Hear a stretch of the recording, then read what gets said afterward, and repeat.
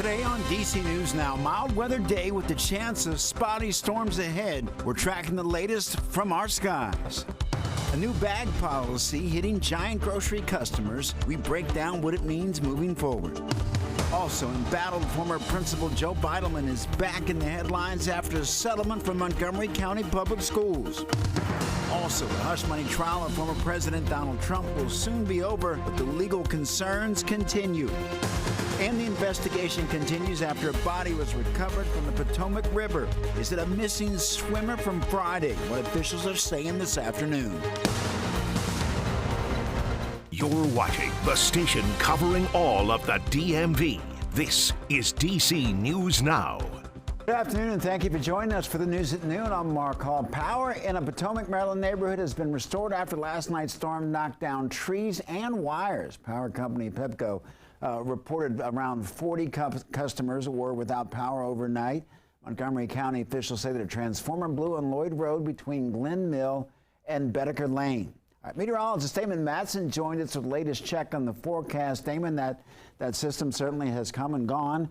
What are we looking forward to for the rest of the day? Well, Mark, it certainly has been a noisy last couple of evenings across the DMV as those storms worked their way through. The good news is we are starting to see some major improvement now with that system leaving the area. Here's a look over the last 48 hours. All of those white circles you see on the map are the storm reports from the two lines of storms we had both Sunday night and then going into last evening as well. And this red dot right north of Culpeper was the confirmed tornado that happened Sunday night in Virginia. So it's been very active, no doubt. And if we take a closer look, there is the specific storm report talking about those trees and wires that came down near Potomac and knocked out the power. Power was a little bit tricky for some out there yesterday as those storms worked their way through and brought a lot of wind and brought that hail at times and heavy rain as well. But here it is, satellite and radar picture this afternoon,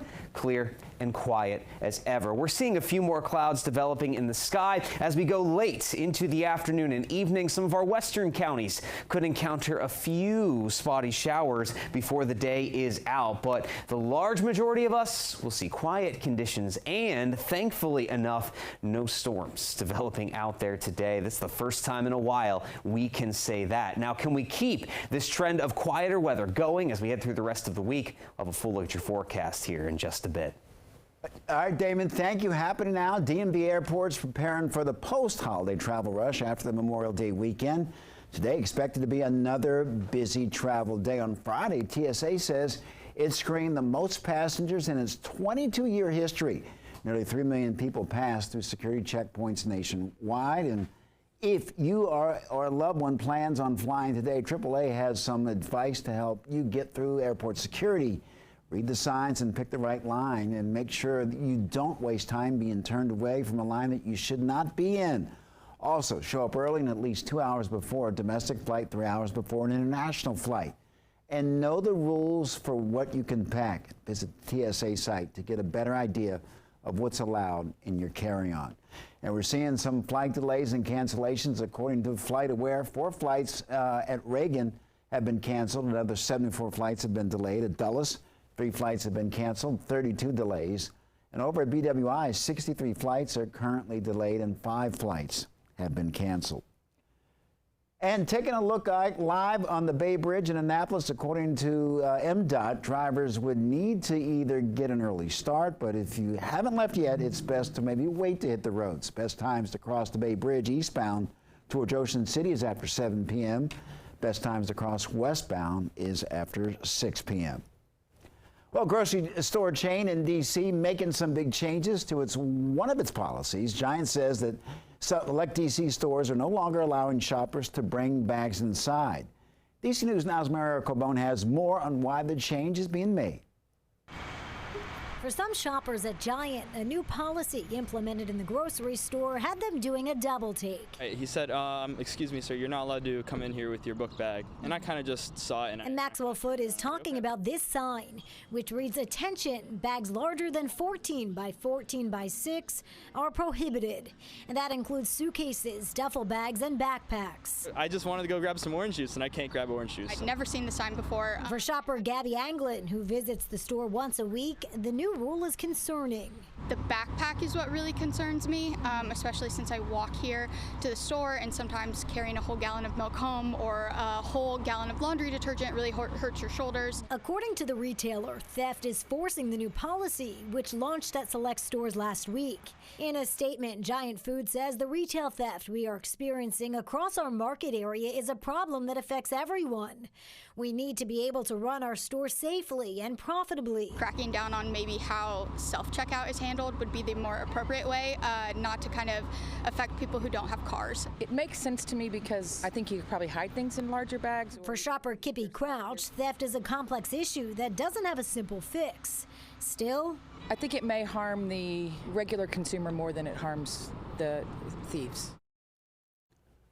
That was Mary R. Carbone reporting weekend closures for WMATA means that crews were getting to work. Metro says the closures on the blue and silver lines were because of this. Crews working to install radio and fiber optic cables, carrying out maintenance work and to repair broken cables. And if you ride on the red line, brace yourself for upcoming summer construction. Construction begins June 1st. 5 stations will be closed: Glenmont, Wheaton, Forest Glen, Silver Spring, and Tacoma. Now, during that time, free limited stop and express shuttles will be available. Parking will also be free at the 5 stations during the summer closure. Well, police in Prince William County say that vehicle theft is becoming a growing problem. Wrapping up this afternoon, a steering wheel giveaway in Woodbridge, so drivers can help curb thefts before they happen. DC News Now's Jean-Marie Sasay has more from the giveaway. Yeah, the Prince William County Police Department says they saw a 55% increase from 2022 to 2023 when it came to auto thefts. Now, as they're trying to catch the culprits behind all these different crimes, in the meantime, they're actually passing out free steering wheel locks to Hyundai drivers that don't have a push-to-start ignition. Prince William County is giving away free steering wheel locks at the Eastern, Central, and Western District Station. And if you have a Hyundai that does not have a push-to-start ignition, you can pick one up. According to their data, in 2022, the county jumped from 575 motor vehicle thefts to 892 in 2023. That's a 55% increase. And those numbers include both attempted and successful thefts. Christy Dean had her car broken into last year. I don't want no tomfoolery out here with my vehicle. I want to protect it, and I want to be able to drive it until the wheels fall off. Dean and many other Hyundai drivers took advantage of the steering wheel lock giveaway. I'm being safe. Prince William County Police say criminals have more opportunities when drivers leave their keys in their car, and the recent TikTok challenge that shows people how to start and steal vehicles. Both have played a critical role in the increase in auto thefts. Police say they want to do their part to help curb crime by giving drivers the tools they need to help prevent another car from being stolen. And victims say the manufacturers also need to do something as well. We're hoping that seeing that on your vehicle will stop somebody from possibly breaking your window or trying to steal your vehicle. Now, if you don't have a chance to make it out today, you can definitely make your way to a Prince William County Police Department. They have hundreds available to pass out to Hyundai drivers. For now, reporting in Woodbridge, Virginia, I'm Jean-Marie Sasay, DC News Now. Our thanks to Jean-Marie. And Prince William County Police are hosting a community watch training tonight. It teaches people how to work with police to keep their neighborhoods safer. It starts tonight at 6 at the Potomac Community Library in Woodbridge. Well, happening now, one of 2 men accused of shooting a D.C. police captain is in court. William Walker's preliminary hearing began at 11. The incident happened last week in Northwest. Police say the captain was on his way to work when he noticed a car driving erratically. And police say that's when one of the people in the car started shooting at the captain. The officer was injured, but expected to be okay. The suspects were arrested when they crashed the car in Landover, Maryland. Meantime, 18-year-old Azari Graves, accused of a shooting that injured a Dunbar High School student, is also in court today. Earlier this month, the student was grazed by a bullet that flew through her classroom's window. Police say Graves and a 17-year-old were caught on surveillance video footage around the time of the shooting. Both are seniors at Dunbar. Well, new at noon, Montgomery County Public Schools reached a settlement in a lawsuit against former principal Joel Beitelman. The suit was filed by a teacher who worked under him. Beitelman was principal at Farquhar Middle School and for a short period of time, and also at Paint Branch High School. He's accused of several instances of sexual harassment and bullying. Those accusations date back to before his promotion at Paint Branch High School.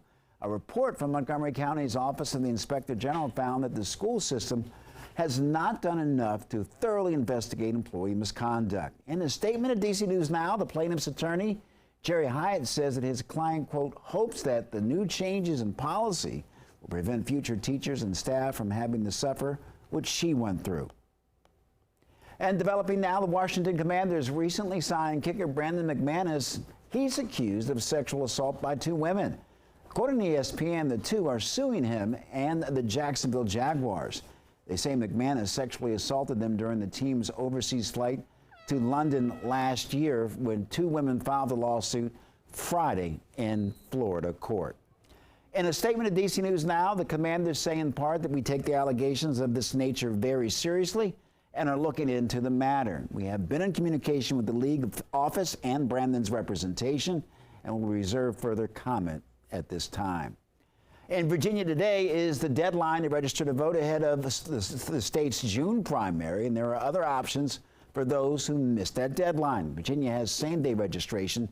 That means on Election Day, you can still register to vote and immediately cast a ballot at an early voting center or your local registrar. And early voting ends Saturday, June 15th. Election Day for the primary is Tuesday, June 18th.